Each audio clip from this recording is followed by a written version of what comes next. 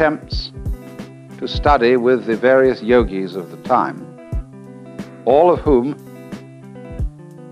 used the method of extreme asceticism, fasting, doing all sorts of exercises, lying on beds of nails, sleeping on broken rocks, any kind of thing to break down egocentricity, to become unselfish, to become detached, to exterminate desire for life.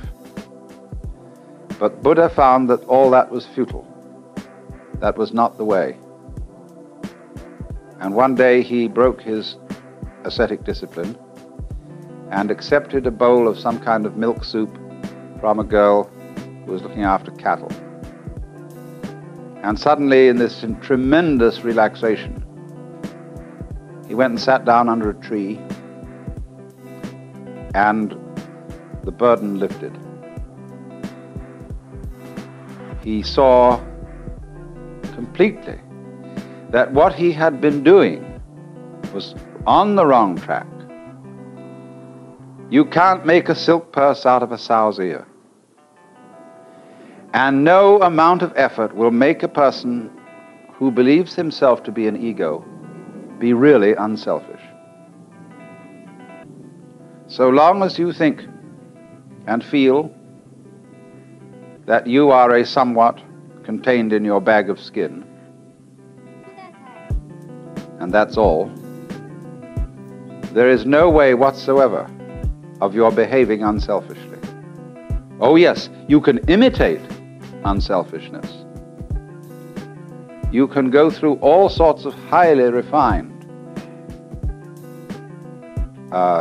forms of selfishness, but you're still tied to the wheel of becoming by the golden chains of your good deeds, as the obviously bad people are tied to it by the iron chains of their misbehaviors.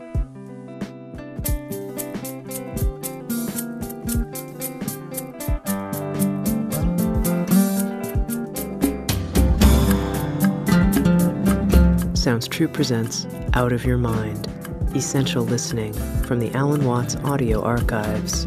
Session 11, The World as Emptiness, with Alan Watts.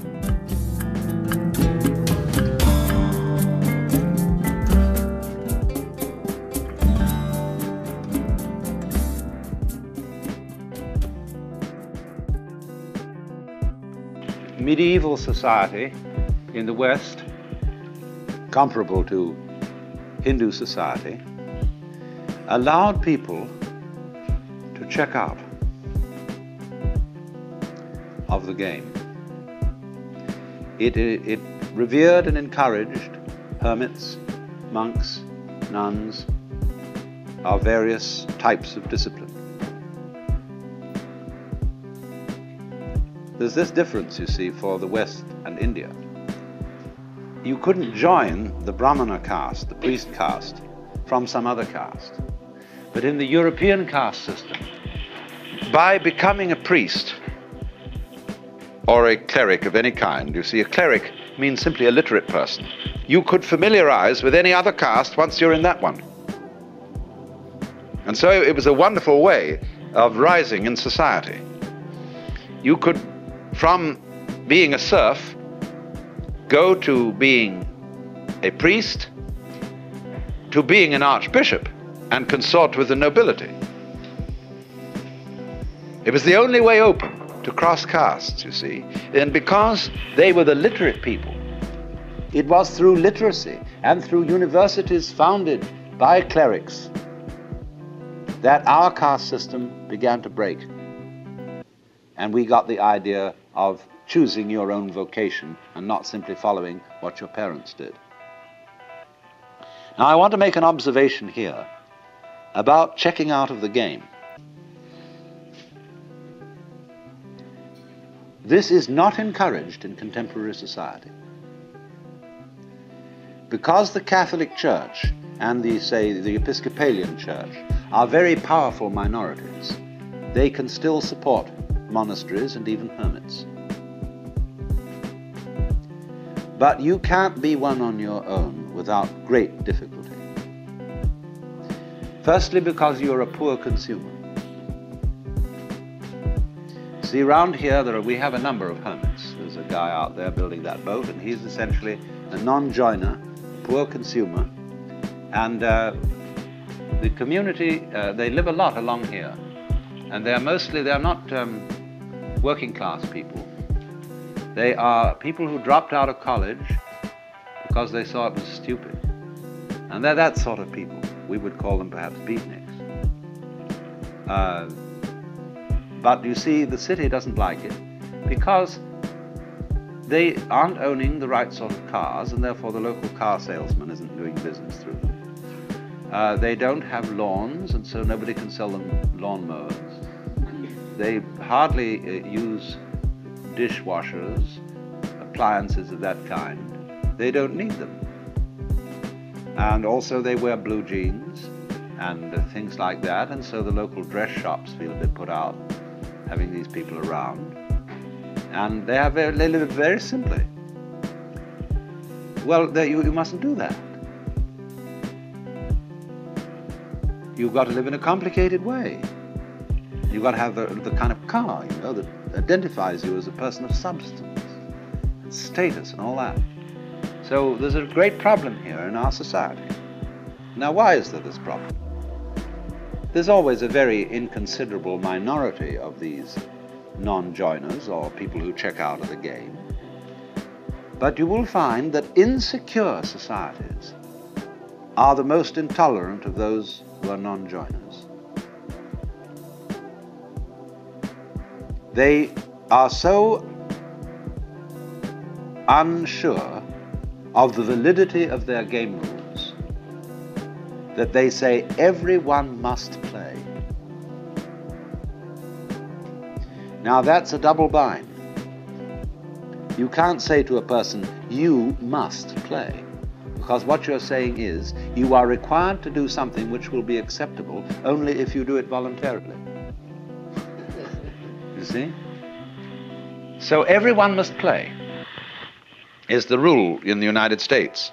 And it's the rule in almost all Republican governments. I mean Republican in the sense of democratic. Because they're very uneasy. Because everybody's responsible. You mean you may try not to be and avoid it and say, oh, let the senators take care of it or the president. But theoretically, everyone's responsible. Now that's terrifying. See, it's all right when you know what's right. There is an aristocracy, there is the clergy, and they know what should be done, and they're used to ruling, you see. But now it's in your hands. You say, well, what are we going to do? Well, I think this way, and you think that way, and he thinks the other way. And so we're all unsettled. And therefore, we become more and more conformist. Individualism, rugged individualism, always leads to conformism, because people get scared. And so they herd together, and it compounded with industrial society, mass production, etc. They all wear the same clothes, and they're sensible clothes that don't show the dirt too much. And we get duller and drabber, and with the exception of the Californian Revolution.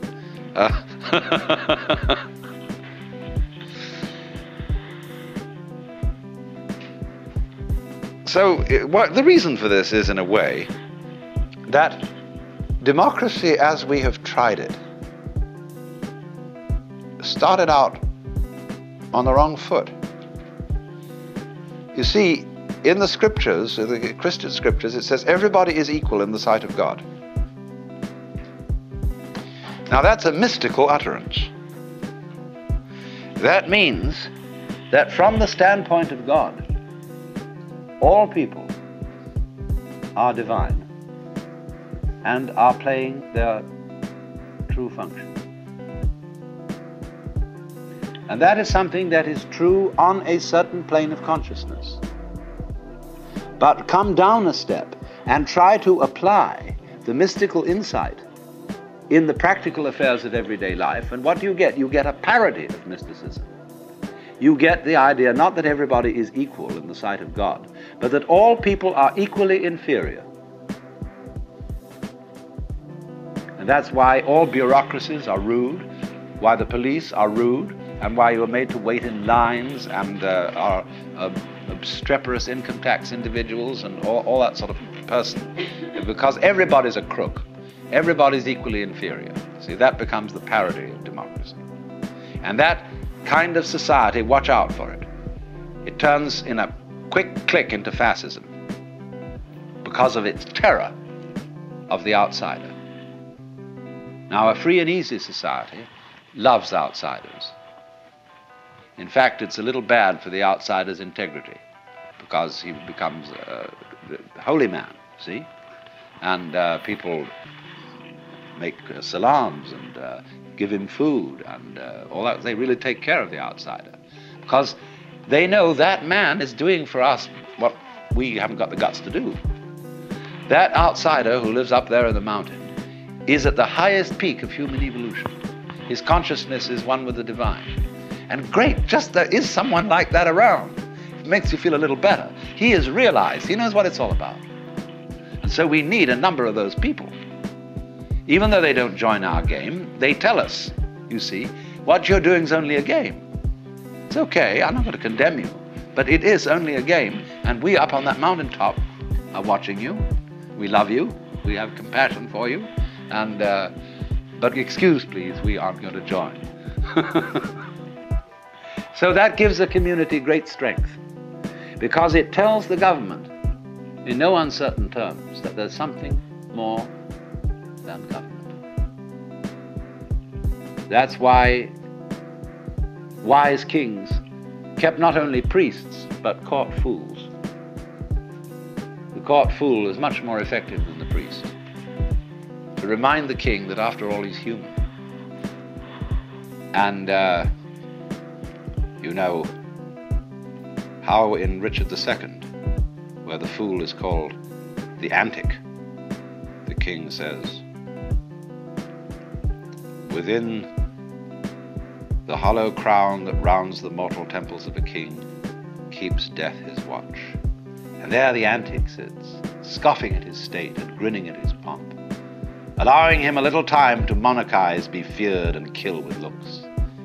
Then at last comes death, and with a pin bores through his castle wall, and farewell, king. See, always this reminder of the priest or of the antic to the royalty, to the government. You are going to die. You are mortal. Don't give yourself airs and graces as if you were a god. As king, you are only a representative of God. And there is a force, there are domains way, way beyond yours and way, way higher. But it's very difficult for a Republican government to realize that, because it's insecure. And therefore, in our present world, you cannot abandon nationality without the greatest difficulty. People who try to abandon nationality get constantly deported from one place to another. You must belong to this thing, as Thoreau put it. However far into the forests you may go, men will pursue you and compel you to belong to their desperate company of oddfellows.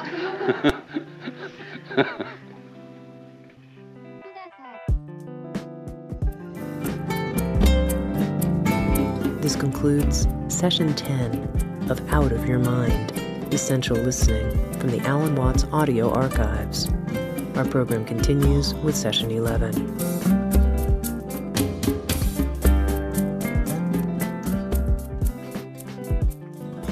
Now, the most amazing gamesmanship goes on in the whole domain of yoga and spiritual practice.